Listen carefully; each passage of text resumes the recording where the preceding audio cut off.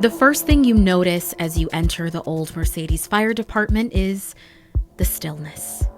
Files, uniforms, books, all left in their place like a moment frozen in time. The second are the sounds, or the lack of. A heavy silence that lingers as you step further and further into the building. It feels really different from the last time that I came. KRGV paranormal lockdown investigator Bert Dames is used to this silence.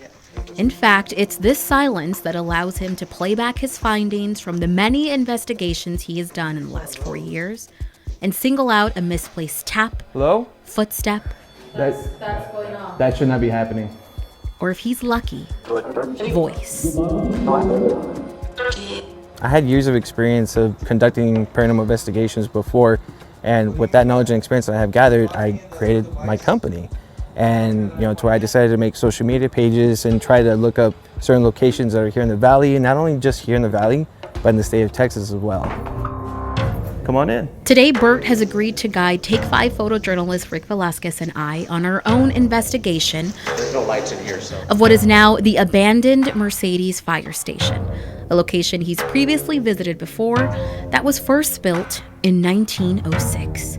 The three of us, along with a few more brave souls that include Kim and her sixth sense that she says she's carried with her all of her life, have come with our equipment in hand to look for some sights and sounds of our own. So this was about 2 years ago that I came here with my old group of mine, and we were just told that Clem Streckfist, the guy that had lost his life during his time with the fire department, they dedicated the building to him. Certain things would happen here. The pool table would be all messed up, like the balls would be everywhere. There would be noises being heard in the jail cells and what have you, and they think it could have been Clem. We're just trying to see what we can capture, something new this time. Among the empty hallways and dorms and deserted offices lie the holding cells, cramped and dark spaces that feel as uneasy as they sound, especially when we receive our first unexplained interaction with a REM pod. There you go. Perfect. A detector that needs some sort of movement in order to sound.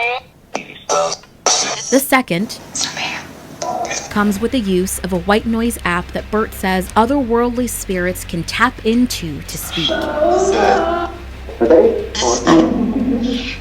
Nearing the middle of our investigation, Bert recalls a story from a previous encounter gone wrong, and a visitor uses the app to give their own 2 cents. I already gotten threatened that something that the spirit was going to do to me would affect me. I said, how is that? How are you going to affect me? And then it gave me family. I immediately got my guard up, like, you are not going to touch a bad spirit. A bad spirit. You're listening to my conversation. That's great. Thank you. But perhaps our strongest confrontation came as our group stood across what was previously known as the conference room of the fire station. Bert, app in one hand on the end of the room, and I, with an LED EMF magnetic meter in my hand, standing more than 20 feet away from him on the other end. Whoa. No. Did you hear that? Listen closely. Whoa. No. It's important to note that both Bert and I are both wearing microphones that are connected to our shirts. It's also important to note that right after this sound was made, Kim, our companion, let us know that she had a sense that a man had just stepped into the room with us. Somebody's in this room. Here is the sound on Bert's microphone. Whoa. No. And here is the sound on mine. Whoa. No. For some reason that we cannot explain, the sound has appeared much louder on my mic all the way across the room. Along with countless camera and microphone issues that we have yet to encounter before during our time here at Take 5, our investigation is one that we won't soon forget.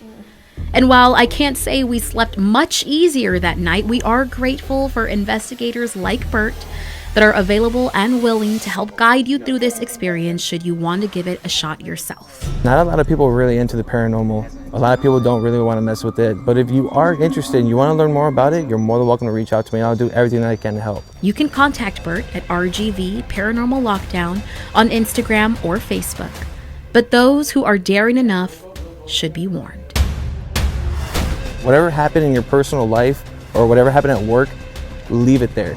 If you're gonna go and investigate the paranormal, you just have to go positive. You have to go with your head held high.